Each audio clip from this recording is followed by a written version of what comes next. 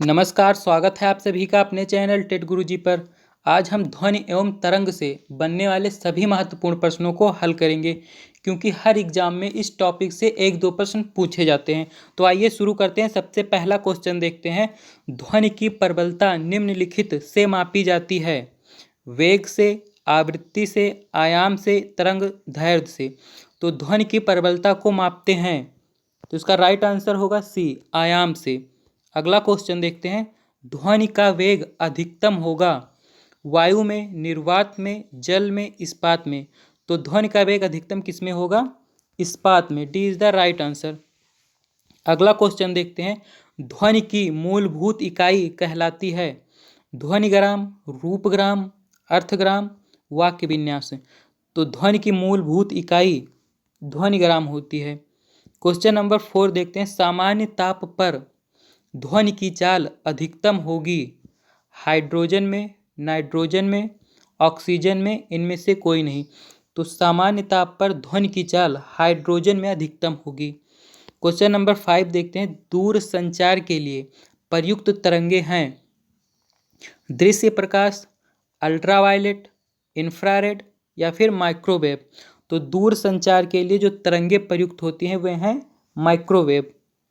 अगला क्वेश्चन देखते हैं। किस स्तर डेसिबल से अधिक की ध्वनि हानिकारक ध्वनि प्रदूषक कहलाती है? 30 डेसिबल, 80 डेसिबल, 100 डेसिबल या फिर 120।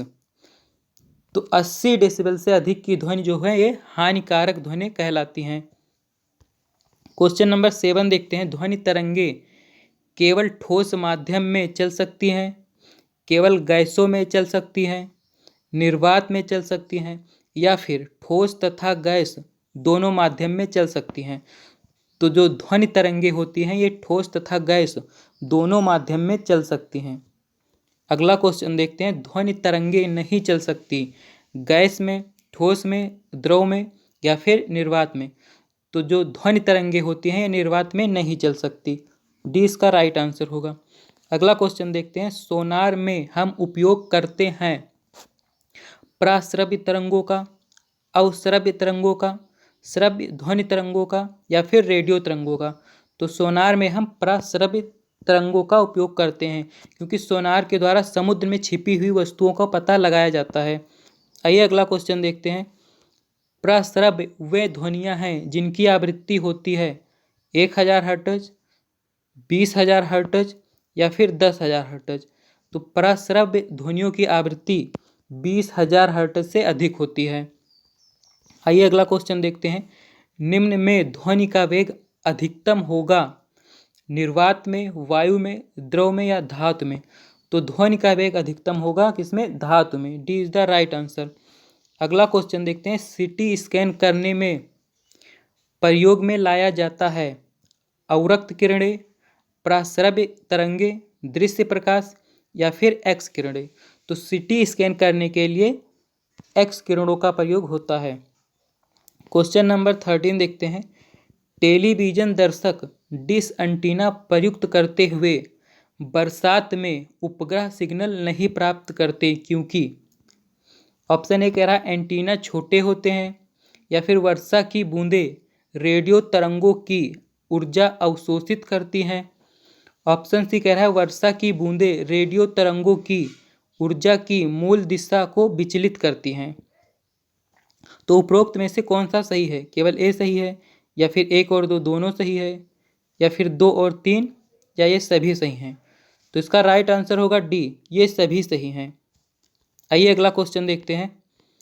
रडार का प्रयोग मुख्य रूप से किया जाता है प्रकाश तरंगों द्वारा वस्तुओं का पता लगाने के लिए, ध्वनि तरंगों को परिवर्तित करके वस्तुओं का पता लगाने के लिए, या फिर रेडियो तरंगों द्वारा वस्तुओं की उपस्थिति और स्थिति ज्ञात करने में, वर्षा के जल भरे बादलों का पीछा करने के लिए।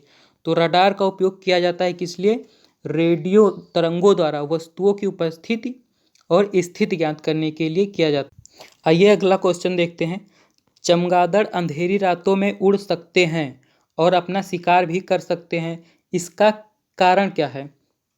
ऑप्शन ए कह रहा उनकी आँखों के तारे बड़े होते हैं, उनकी रात्रि दृष्टि बहुत अच्छी होती है, या फिर प्रत्येक चिड़िया ऐसा कर सकती है।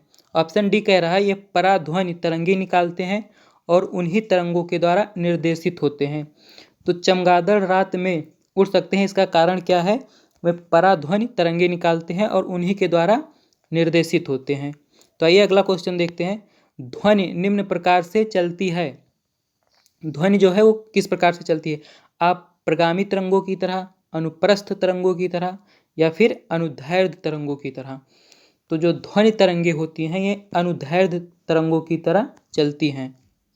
आइए क्वेश्चन नंबर 17 देखते हैं। स्पष्ट रूप से प्रतिध्वनि सुनने के लिए परावर्तित सतह और सुनने वाले के मध्य कम से कम दूरी होनी चाहिए। 16.5 मीटर, 16.5 फीट, 165 फीट या फिर 165 मीटर। तो इसका राइट आंसर होगा ए, 16.5 मीटर होनी चाहिए। आइए अगला क्वेश्चन देखते हैं। गुरुत्वीय तरंगों को पहली बार देखा गया सितंबर 2014, अगस्त 2017, अक्टूबर 2017 या फिर सितंबर 2015। तो गुरुत्वीय तरंगों को पहली बार सितंबर 2015 में देखा गया। अगला क्वेश्चन देखते हैं। निम्न में से कौन सामान्य परिस्थिति में वृक्षों के पत्तों की सरसराहट का डेसिबल स्तर प्रदर्शित करता है? ऑप्शन ए 10 डेसिबल या फिर 20 डेसिबल, ऑप्शन सी कह रहा है 60 डेसिबल या फिर 80 डेसिबल। तो पत्तों की सरसराहट को 20 डेसिबल प्रदर्शित करता है। आइए अगला क्वेश्चन देखते हैं। ध्वनि का एक महत्वपूर्ण अभिलक्षण तारत्व है जो निर्भर करता है तीव्रता पर, आवृत्ति पर, गुणवत्ता पर या फिर आयाम पर। तो जो ध्वनि का तारत्व होता है ये निर्भर करता है उसके आवृत्ति पर।